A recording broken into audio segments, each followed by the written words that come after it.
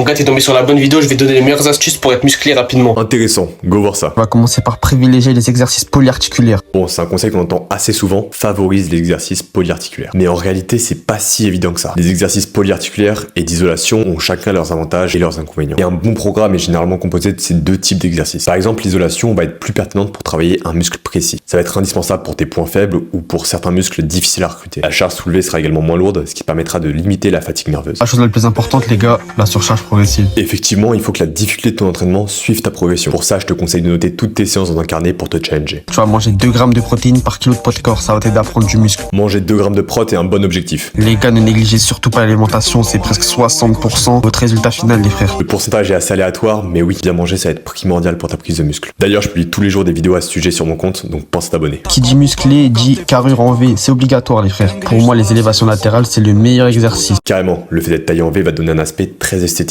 Et pour ça, le travail du faisceau latéral de l'épaule va être très pertinent. Un autre muscle qui va être important de travailler, ça va être les grands dorsaux. Et c'est un muscle qui sera surtout sollicité lors d'exercices de tirage avec le coude le long du corps.